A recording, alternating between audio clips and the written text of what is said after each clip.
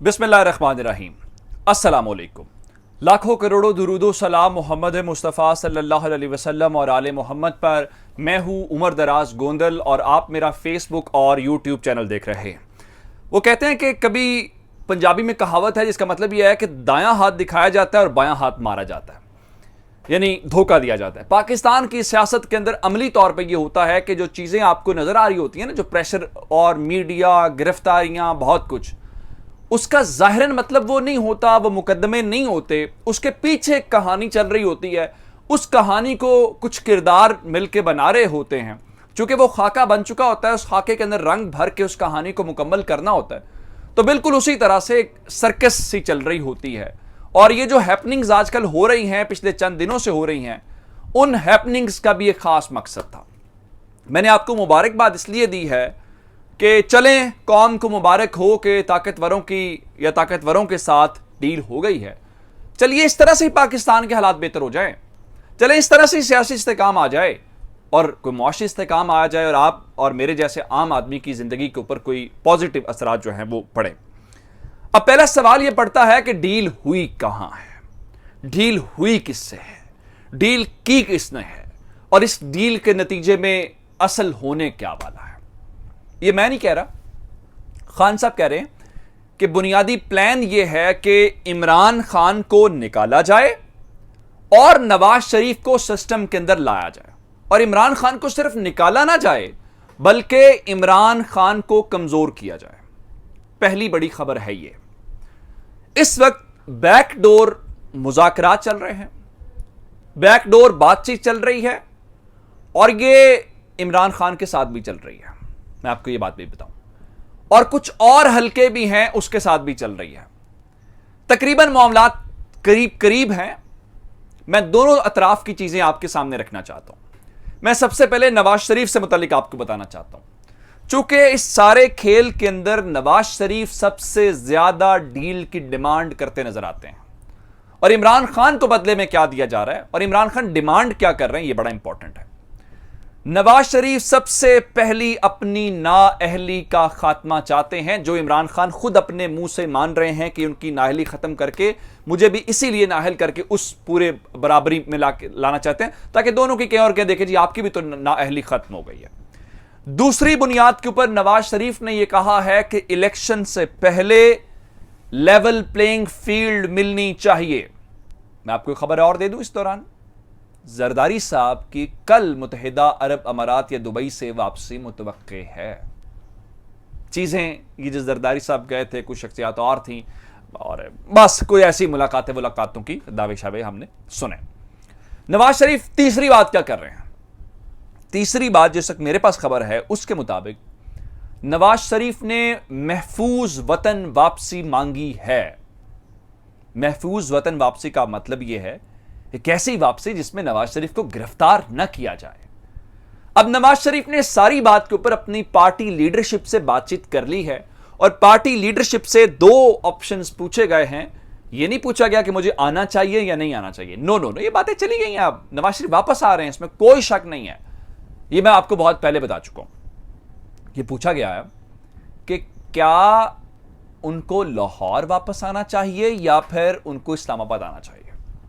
आना तो लाहौर चाहिए चूंकि लाहौर गढ़ है, लेकिन इमरान खान की पार्टी की हुकूमत है तो कुछ भी हो सकता है। इसलिए खबरें यह हैं कि वो इस्लामाबाद वापसी की तरफ वोट ज्यादा है। एक खबर और सुन लीजिए, फिर मैं इमरान खान वाली बात के ऊपर आ जाता हूं। दूसरी बात यह है कि नवाज शरीफ ने अब तकरीबन मामलात मरियम नवाज को सौंप दिए हैं, जिसमें मॉडल टाउन के अंदर जो पार्टी का सेक्रेटरीट है वहां पे उनका एक अलहदा से ऑफिस होगा और पार्टी के ज्यादातर जो विंग्स हैं वो मरियम नवाज को रिपोर्ट करेंगे। यानी बराह रास्त पार्टी का कंट्रोल नवाज शरीफ और उनकी साहबजादी के पास होगा।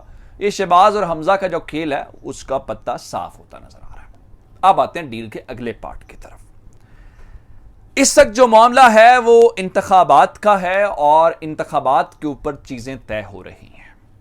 चीजें इंतखाबात की तरफ जा रही हैं। टीवी के ऊपर लोग जो मर्जी कहते रहें, प्रेस कॉन्फ्रेंस के अंदर जो मर्जी कहते रहें, असल बात यह है कि खान साहब को एक बात के ऊपर मनाया जा रहा है और वो ये है कि आप चीफ इलेक्शन कमिश्नर की तब्दीली के ऊपर थोड़ी सी लचक दिखाएं।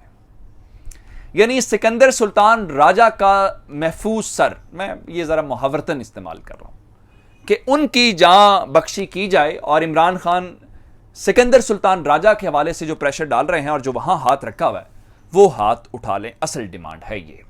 लेकिन खान साहब, आपको पता है कि उनके ऊपर दबाव इस वक्त मुसलसल है। मैं आपको एक और खबर दे देता हूं, शहबाज गिल वाले मामले के ऊपर अब बताया गया है जी, एक तो उनका ट्विटर हैंडल चल रही है, मैं आपको बता चुका हूं, वो ट्विटर वाला फोन कहां है वो नहीं मिल रहा। दूसरे नंबर के ऊपर चल के आइंदा 2-4 रोज के अंदर तहरीक इंसाफ के मजीद रहनुमाओं की गिरफ्तारियां होने वाली हैं। ये सारा उस प्रेशर पार्ट है जहां पे खान को कमजोर करने का, और उसकी वजह यह है कि बताया गया कि शहबाज गिल ने, और ये सारी खबरें जराए से, जियो न्यूज उसमें पेश है, जिसमें उन्होंने कहा जी शहबाज गिल ने कहा है कि मैंने पार्टी पॉलिसी से हटकर बयान नहीं दिया, जिसका मतलब यह है कि इमरान खान ने उनके कहने के ऊपर बयान दिया। फिर गरीदा फारूकी और कुछ और लोग हैं, वो कह रहे हैं जी फौज के अंदर बड़ा गुस्सा है, वो कह रहे हैं इमरान खान ने डिस्टेंस नहीं किया, कंडेम नहीं किया, तो कोर्ट मार्शल किया जाए। ये एक पूरे का पूरा है। हालांकि हाशिम डोगर साहब और सारे तहरीक इंसाफ के लोग कह रहे हैं अगर मान भी लिया जाए कि गलती कर दी है शहबाज गिल ने, तो गलतियों का हल होता है, सियासी तौर पे गलतियों का रास्ता निकाला जाता है जहां पे सबके लिए विन विन सिचुएशन हो। अच्छा, अब ये हो गया मामला। अब आते हैं अमरीकी सफीर की तरफ। आप जानते हैं कि अमरीकी सफीर ने खैबर पख्तूनख्वा हुकूमत के अहदेदारों के साथ मुलाकात की है, और वो मुलाकात जो है हुई है वजीर आला हाउस खैबर पख्तूनख्वा के अंदर, जहां महमूद खान के साथ भी मुलाकात हुई और कुछ गाड़ियों का मामला था, जिसको लेके बहुत कुछ कहा गया। हालांकि वो एक सफीर की हैसियत से जहां पे भी जाएंगे उनकी मुलाकात तो होगी। आपने देखा कि चौधरी परवेज इलाही के साथ अमेरिकन कौंसल जनरल की मुलाकात हुई है, मामूल की मीटिंग्स होती हैं, और इस यहां पे वो ऑफिशियल कैपेसिटी के अंदर मौजूद है। अगर वो किसी से भी मिलना चाहेंगे तो मिल सकते हैं, जैसे इमरान खान से बहुत सारे सफीर मिलते हैं। अब कहा यह जा रहा है, जो समा न्यूज ने भी दावा किया और बहुत सारे लोग दावा कर रहे हैं कि सफीर जब वजीर आला हाउस के अंदर मौजूद थे तो वहां पे उन्होंने इमरान खान से टेलीफोन के ऊपर बातचीत की है। अब कहा यह गया है कि उनको एक अलहदा कमरे में ले जाया गया जहां पे फोन पे उनकी बातचीत करवाई गई है। मैं आपको एक और बात बता देता हूं, उन चीजों से हट के ऐसा नहीं है कि खान साहब की ख्वाहिश के ऊपर सब कुछ हो रहा है। वो जो बड़े हैं जो उस दिन आए, वो खुद चाहते हैं कि पाकिस्तान के अंदर ये पढ़ी लिखी क्लास के अंदर ये सब कुछ जो उनके खिलाफ नैरेटिव बना हुआ है उनके लिए नुकसानदेह है। वो यहां बहुत सारे लोगों से मिल रहे हैं और उनसे कह रहे हैं कि आप हमें बताएं कि हम विन विन सिचुएशन हो, जहां पे खान साहब के लिए विन विन सिचुएशन हो, हमारे लिए विन विन सिचुएशन हो। हम उस कॉन्फ्लिक्ट में नहीं जाना चाहते। अब ये जो जितनी बातें हैं, जब तक तहरीक इंसाफ इसकी तस्दीक नहीं करती, मैं इसको प्रोपेगेंडा ही तस्वुर करूंगा कि जब उनकी वहां पे मुलाकात होगी तो खान की फ़ोन के साथ मुलाकात का या उसकी वजह के हवाले से कोई बात की समझ नहीं आती कि खान साहब ये काम क्यों करेंगे। अब मैं आपको एक और बात बता दूं कि इमरान खान को तो शहबाज गिल वाले मामले के ऊपर बहुत प्रेशराइज करने की कोशिश की जा रही थी, लेकिन अब हुआ क्या है? अब दूसरी जानिब सूरत हाल इस वक्त ये है, और खान साहब ने अपनी, मैंने आपको बताया था, पार्टी रहनुमाओं को भी कहा है थोड़ा सा हाथ हौला रखें, इस्तेमाल में नहीं आना। सिर्फ हमने मनसूबाबंदी अगले मरहले की कर ली है, 2 हफ्ते हमें इंतजार मजीद करना पड़ेगा, और लाहौर जलसे के अंदर कोई ऐसा बड़ा ऐलान नहीं होगा मेरे ख्याल से, सिर्फ एक पावर शो होगा। हालांकि खान साहब ने आज कहा है कि वो बताएंगे कि हकीकी आज़ादी क्या होती है। अब आते हैं मरीम नवाज के ऊपर।